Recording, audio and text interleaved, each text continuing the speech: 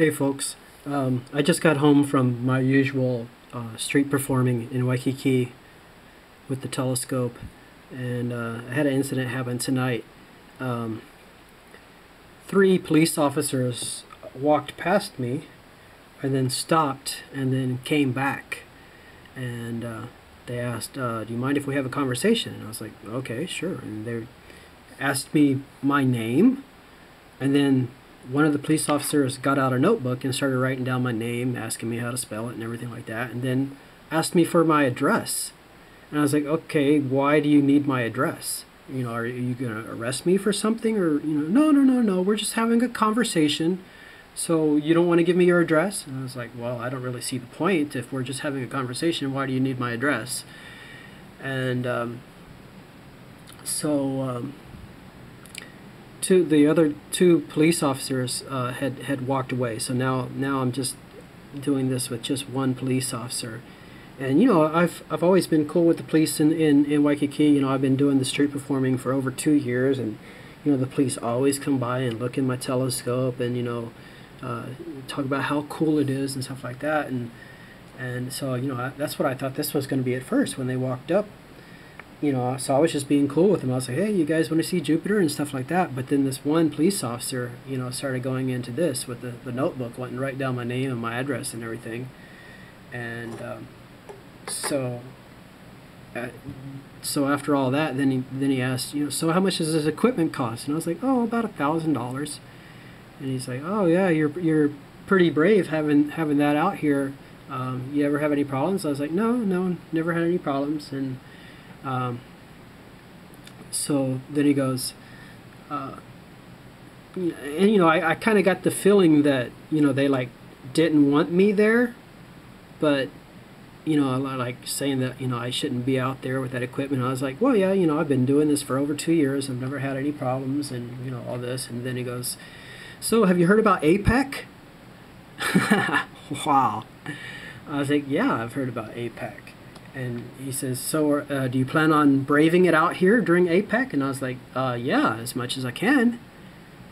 And then he basically just told me that, you know, that wouldn't be a very good idea because they're going to, he actually said, it's because we're going to have this place locked down during APEC. So for those of you who don't know, APEC is coming up in November. It's like the second week in November. It's the Asian Pacific Economic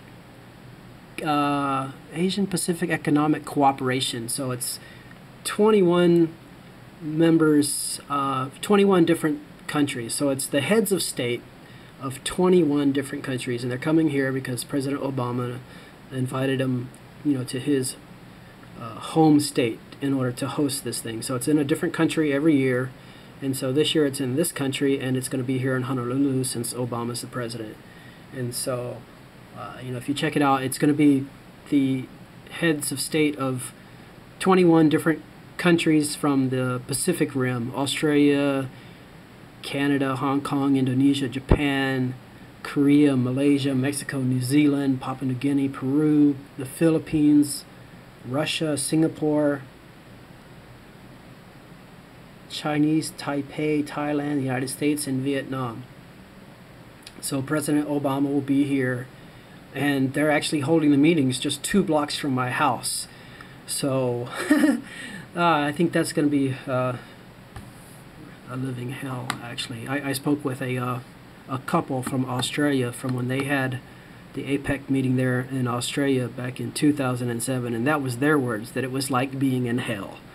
The way they described it, it sounded like martial law. They were telling me about the fences that they put up around the city. So here's a YouTube video that shows the fences, barricades with fences, and this is in preparation for protesters. This is to prevent the protesters from getting anywhere near the heads of state. And so I'll give you an idea, I guess, what to expect here in Honolulu too. And here's a sample of how they handled the protesters in There's Australia. No doubt that dealing with a potentially violent protest can be a difficult job for police. So I really felt that this police officer was like trying to intimidate me into not being around Waikiki, especially during APEC. Now this is the end of September. APEC isn't until November, so they're already cracking down.